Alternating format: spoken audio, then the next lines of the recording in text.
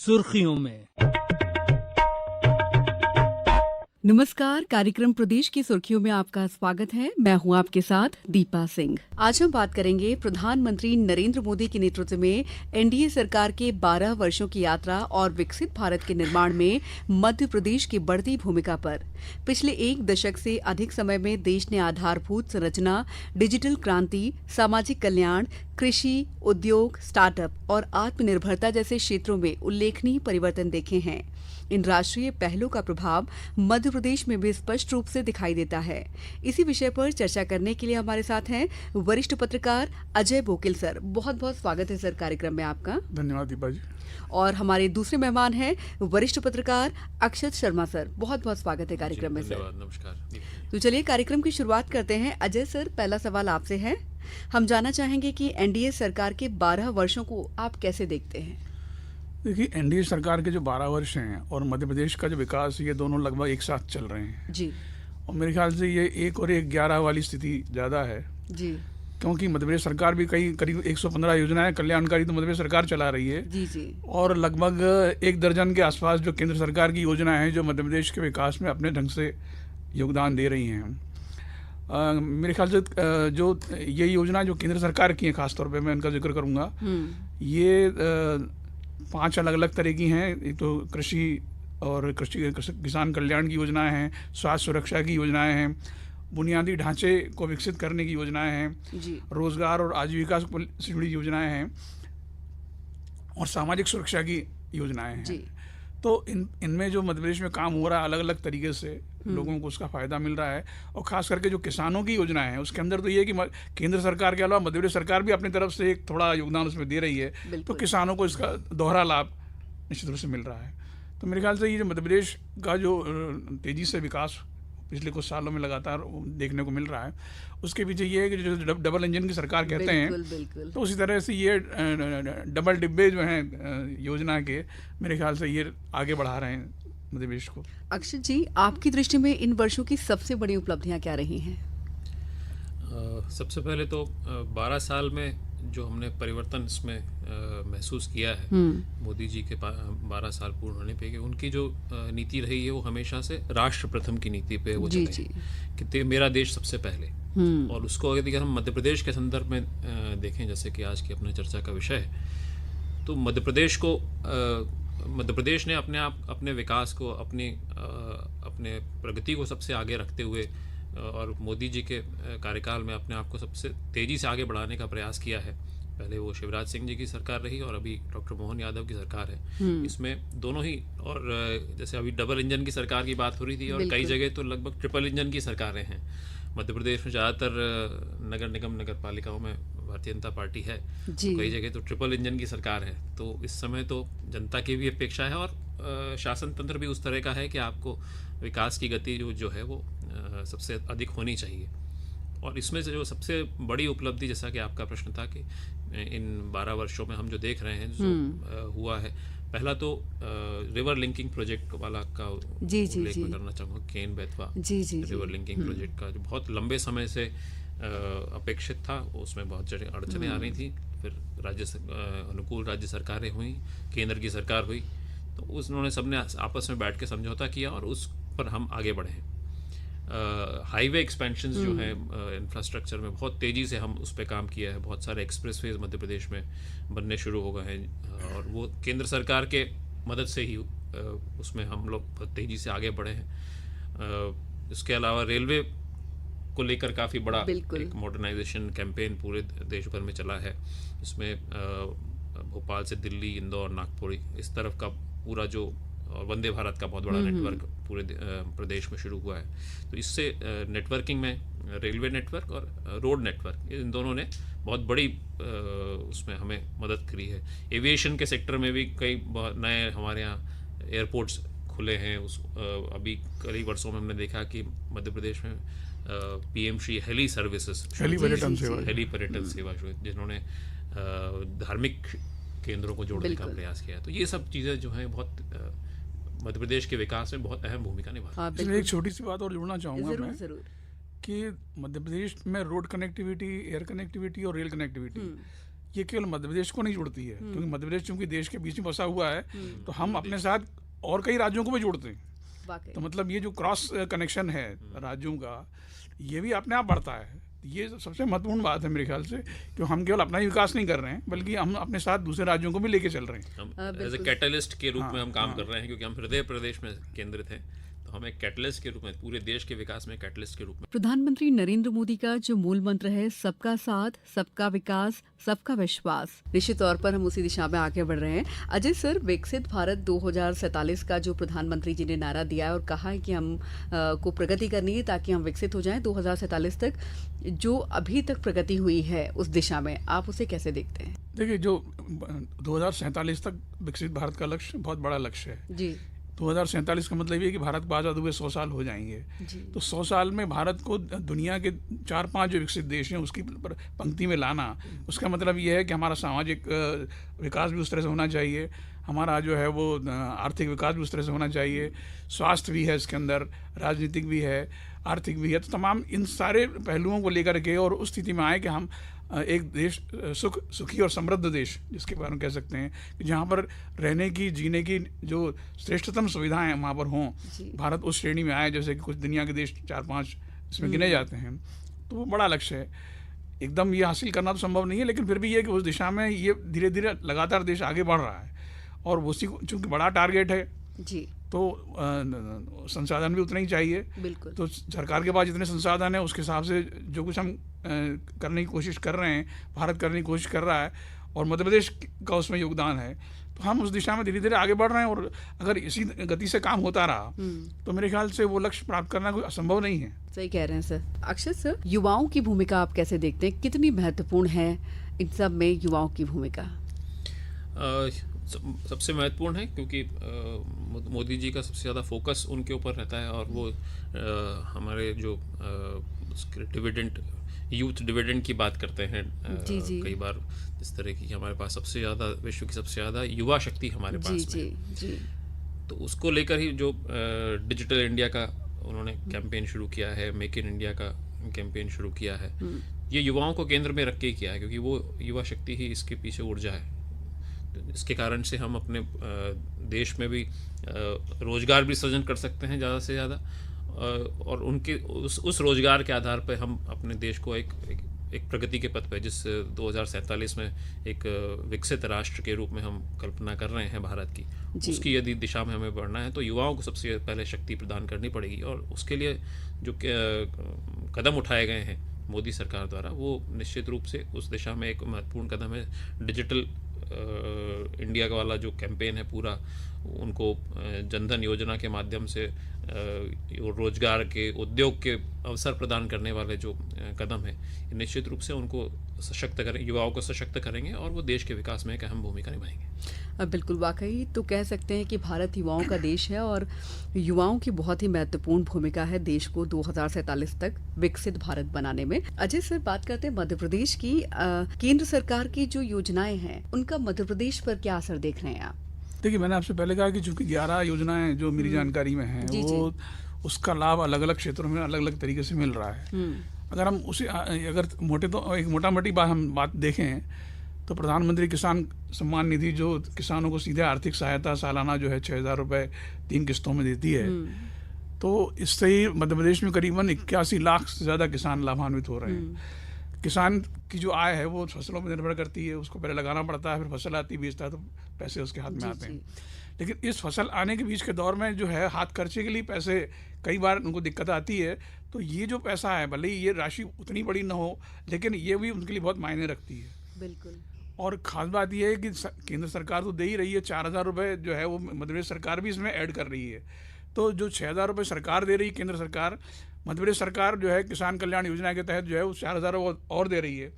तो किसान तक 10,000 रुपये सालाना जो है ये नकद राशि पहुंच रही है। तो मेरे ख्याल से किसान, खासकर जो गरीब किसान परिवार, छोटे किसान हैं, उनके लिए 10,000 रुपये की राशि बहुत मायने रखती है।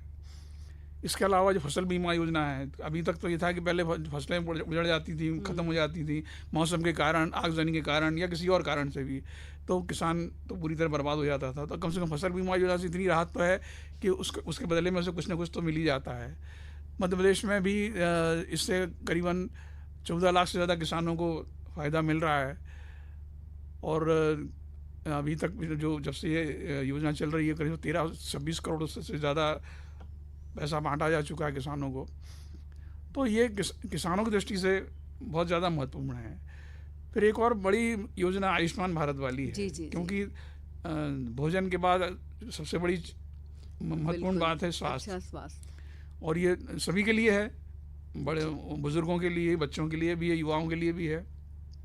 तो गरीब परिवारों को जो है वो आयुष्मान योजना तक 5 लाख तक का इलाज कराना मुफ्त में, ये मेरे ख्याल से इससे बड़ी कोई नेमत हो नहीं सकती है। तो और इसमें अलावा 70 के ऊपर तो सरकार ने जो है 5 लाख का टॉपअप भी दे रखा है, तो सभी के लिए है 5 लाख तक। बाकी का जो है वो तो खैर फिर भी एक निश्चित आय वर्ग के लिए है, लेकिन 70 के ऊपर सभी के लिए है। तो मेरे ख्याल से ये बहुत बड़ी सौगात है। और ये सरकार की संवेदनशीलता को जाहिर करती है कि भाई लोगों के स्वास्थ्य के प्रति कितनी चिंता है, और उनको मुफ्त में या बहुत कम पैसे में इलाज कैसे उपलब्ध कराया जाए, ये उसका है। इसके अलावा और भी हैं, जैसे हमने प्रधानमंत्री ज्योति बीमा योजना है, उसके अंदर जो है वो सरकार बहुत नाम मात्र के प्रीमियम पर जो है वो 18 से 50 साल के लोगों का बीमा करती है। जी। और जब भी मुसीबत में आए तो उसको जो है 2 लाख रुपए तक की राशि मिल सकती है। तो ऐसी अलग अलग कई योजनाएं हैं, तो उसका सीधा लाभ लोगों को मिल रहा है। तो मेरे ख्याल से ये जो वेलफेयर स्टेट वाला जो कॉन्सेप्ट है, कल्याणकारी सरकार जो कहते हैं, वो उसको कैसे काम करना चाहिए, तो मेरे ख्याल से ये उसका उदाहरण है। बिल्कुल, बहुत सही कहा आपने सर। अक्षय सर, निवेश और उद्योग की बात करते हैं तो देखा जाए तो मध्य प्रदेश के परिप्रेक्ष्य में आप कैसे देखते हैं, किस तरह से हम लोग एमएसएमई, स्टार्टअप, इन सब में आगे बढ़ रहे हैं? जिस तरह से मध्य प्रदेश सरकार द्वारा पिछले कई वर्षों में इन्वेस्टर समिट्स का आयोजन किया गया, और इस बार तो रीजनल समिट्स का भी आयोजन, लगभग 7-8 स्थानों पर रीजनल समिट्स का भी, तो समग्र मध्य प्रदेश को उसमें शामिल करते हुए, वो क्षेत्रीय स्तर पे भी हो, संभागीय स्तर पे भी हो, और पूरे मध्य प्रदेश को एक वैश्विक प्लेटफॉर्म पे रखने वाली बात हो, तो उस रूप में मध्य प्रदेश सरकार ने एक अच्छा काम किया है। और उसमें उनको अच्छा प्रतिसाद भी मिला है। कई बड़े बड़े औद्योगिक घरानों ने मध्य प्रदेश में इन्वेस्टमेंट भी किया है, और केंद्र सरकार ने भी उसमें बहुत अपनी भूमिका निभाई है। एक आपने देखा होगा कि रीवा में एक अल्ट्रा मेगा सोलर प्लांट लगाया गया, 750 मेगावाट का लगाया गया है। तो उसमें वो उसकी एशिया के प्रमुख सोलर प्लांट्स में उसकी गिनती होती है। तो उसने हमें वैश्विक मानचित्र पे अपने मध्य प्रदेश को रिप्रेजेंट करने का एक मौका प्रदान किया है। ये सब इस तरह के जो प्रकल्प हैं वो सारे मध्य प्रदेश में जो एमएसएमई सेक्टर भी है और एसएमई सेक्टर है, इन सबको एक ऊर्जा प्रदान कर रहा है, उनको शक्ति प्रदान कर रहा है। और सरकार ने जितनी अपनी योजनाओं में उनको सहूलियत देने का प्रयास किया है, उनको ज़मीन आवंटन के लिए है, उनको बिजली आवंटन के लिए है, पानी है, और कुछ सब्सिडीज़ हैं, बिल्कुल तरह तरह की सब्सिडीज़ नए उद्योग लगाने के लिए दी जाती है। फिर वो हर क्षेत्र में हो, सेमीकंडक्टर में हो, या उसमें फ्लोरिकल्चर में हो, या दूसरे किसी उद्योग में लगाना चाहते हो, युवाओं को उसके लिए प्रोत्साहित किया है। तो एक ऐसा वातावरण बनाने का मध्य प्रदेश सरकार ने प्रयास किया है कि इसमें मध्य प्रदेश के उद्योगों को, देश के और विदेश के उद्योगपतियों को मध्य प्रदेश में आके उद्योग लगाने में सहूलियत मिले। बिल्कुल कह सकते हैं कि औद्योगिक विकास के अनुकूल पूरा वातावरण प्रदेश में बनाया गया है, ताकि जो बाहर उद्योगपति हैं वो हमारे यहाँ आए तो उनको हर तरह की फैसिलिटीज दी जा सके। सर, डिजिटल इंडिया अभियान का देखा जाए तो मध्य प्रदेश पे वोकल सर क्या असर पड़ रहा है? देखिए, डिजिटल अभियान का सबसे बड़ा दो उदाहरण यही है कि डिजिटल ट्रांजैक्शन जिस तरह तेज़ी से बढ़ा है, मेरे ख्याल से दुनिया में शायद सबसे नंबर 1 पर भारत पहुंच गया है, जिसमें इतने अभी शायद अभी पढ़ रहा था मैं 30 अरब करीबन ट्रांजैक्शंस हुए। मतलब ये है कि अनपढ़ आदमी भी जो मोबाइल ऑपरेट कर लेता है और वो डिजिटल ट्रांजैक्शन से जो है पैसे का लेन देन कर रहा है। तो मेरे ख्याल से ये अपने आप में बहुत बड़ी उपलब्धि है, क्योंकि जिस देश में साक्षरता अभी 100% नहीं है, जहाँ पे बहुत ज़्यादा पढ़े लिखे लोगों की संख्या तुलनात्मक रूप से कम है, वहाँ अगर लोग इतने मॉडर्न तरीके से, जो शायद अमेरिका में भी नहीं होता है आज की तारीख में, और इस पर जा रहे हैं, तो ये मेरे ख्याल से सरकार की भी सफलता है, सरकार की संकल्प शक्ति की सफलता है कि हमने जो है उसको लागू करके दिखाया, और वो अब अमल में आ रहा है। दुनिया इसको लेकर के चकित है कि भारत जैसे देश में इतने बड़े पैमाने पर कैश ट्रांजेक्शन घट गया। उससे एक सबसे बड़ा फायदा हुआ कि रिजर्व बैंक को नोट भी कम छापने पड़ रहे हैं। तो ये एक बड़ा फ़ायदा ये भी है। और दूसरी बात ये है कि हम जिस आधुनिक ज़माने में जा रहे हैं, वो जब AI का ज़माना आ रहा है, शुरू भी हो गया है, तो उस तरीके से अगर भारत उसी लाइन पे आगे बढ़ रहा है तो मेरे ख्याल से हम उस स्थिति का भी मुकाबला कर पाएंगे। एक तरह से ये एजुकेशन है, एक तरह का डिजिटल एजुकेशन की तरह मैं इसको देखता हूँ कि एक शुरुआत है ये, कि आगे और जब जटिल चीज़ें सामने आएंगी तो लोग उसको भी धीरे धीरे अपनाएंगे। बिल्कुल, तो ये कह सकते हैं हाल ही में खबर आई थी कि मई के महीने में सबसे ज़्यादा अभी तक यूपीआई के ट्रांजैक्शंस हुए हैं, तो एक नया रिकॉर्ड बना है अपने आप में। डिजिटल इंडिया में मध्य प्रदेश तेज़ी से आगे बढ़ रहा है। अक्षत सर, देखा जाए तो सामाजिक जो कल्याण की योजनाएं हैं उनमें कैसे देखते हैं कि उनका जो केंद्र सरकार की सामाजिक कल्याण की योजनाएं हैं उन किस तरह से मध्य प्रदेश में फॉलो की जा रही हैं?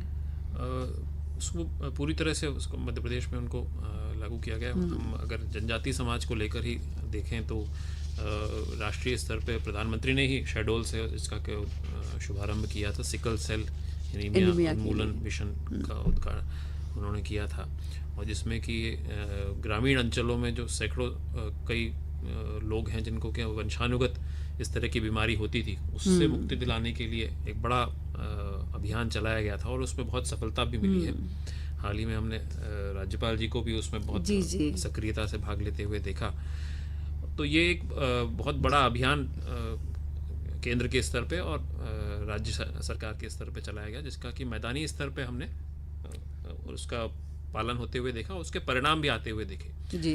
कई तरह की, जिस तरह की उज्ज्वला योजना है, उज्ज्वला योजना के माध्यम से घर घर में जो पहले चूल्हे जलते थे उसके द्वारा गैस के कनेक्शन अब मिलने लगे हैं, तो अब उससे धुएं से होने वाली बीमारियों से निजात मिली है, प्रदूषण से भी निजात मिली है, और एक आत्मविश्वास का भाव जो है ग्रामीण क्षेत्रों में और जनता के बीच में आया है। इस योजना के माध्यम से भी, प्रधानमंत्री आवास योजना के माध्यम से बहुत जो गरीब व्यक्ति था वो भी अपने घर का सपना साकार होते हुए देख रहा है। तो ये सब योजनाओं के माध्यम से समाज में एक जो विश्वास का वातावरण निर्मित हुआ है, उसने भारत को एक नई मजबूती प्रदान करी है, और जिस तरह की मजबूत बुनियाद हमें विकसित राष्ट्र के लिए चाहिए उस तरफ हम आगे बढ़ रहे हैं। बिल्कुल सही कहा सर। अजय सर, उपलब्धियों पर हम लगातार चर्चा कर रहे हैं, साथ ही उपलब्धियां जब आती हैं तब चुनौतियां भी आती हैं, और आगे किन किन क्षेत्रों पर हमें ध्यान देने की ज़रूरत है?